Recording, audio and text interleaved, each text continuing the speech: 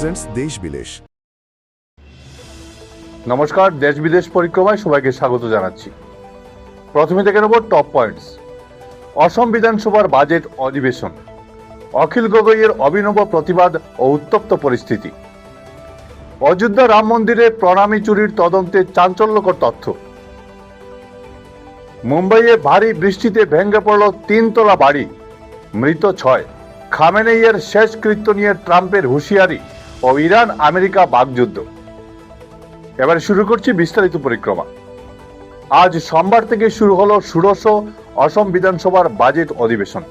সকাল 9:30টায় প্রশ্ন উত্তর পর্বের মধ্য দিয়ে শুরু হওয়া এই অধিবেশন 31 জুলাই পর্যন্ত মোট 21 দিন চলবে।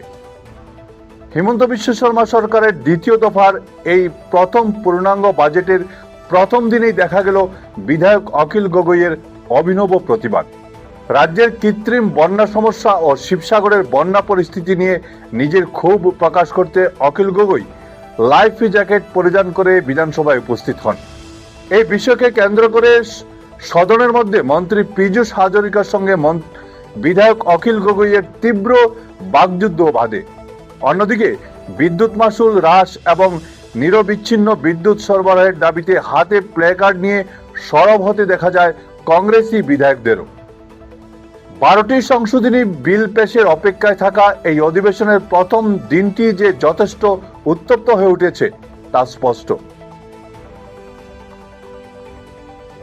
অযোধ্যার রাম মন্দিরের ভক্তদের দান ও প্রণামীর কোটি কোটি টাকা চুরির ঘটনায় তদন্তে নেমেছে বিশেষ তদন্তকারী দল এসআইটি।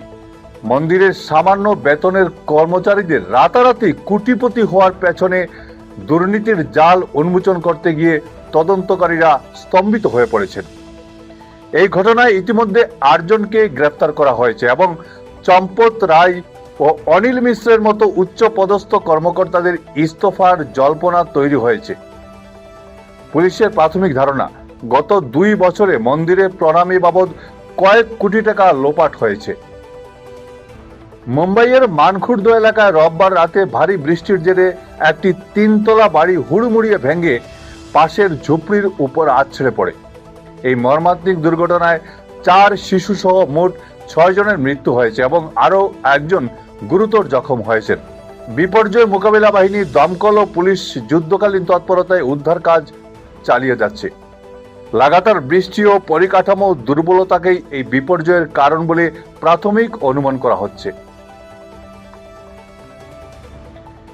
ইরানের প্রাক্তন সর্বোচ্চ নেতা আয়াতুল্লাহ আলী খামেনির শেষকৃত্যের সময় সেখানে উপস্থিত শীর্ষ নেতাদের লক্ষ্য করে এক গুলিতে জখম করার হুঁশিয়ারি দিয়েছেন মার্কিন প্রেসিডেন্ট ডোনাল্ড ট্রাম্প।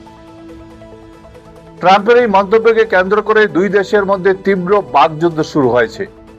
ইরান পাল্টা আমেরিকার সভ্যতা ও সংস্কৃতি নিয়ে প্রশ্ন তুলেছে।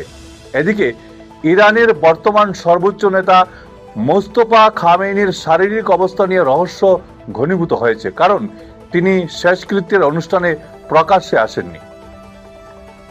দেশ বিদেশ পরিক্রমায় আজ ছিল এ পর্যন্তই। প্রতিদিন বেলা 2টোয় দেখতে ভুলবেন না দেশ বিদেশ পরিক্রমা। ভিডিও সম্পাদনায় আমার সঙ্গে ছিলেন বঙ্কিম সোনার। নমস্কার।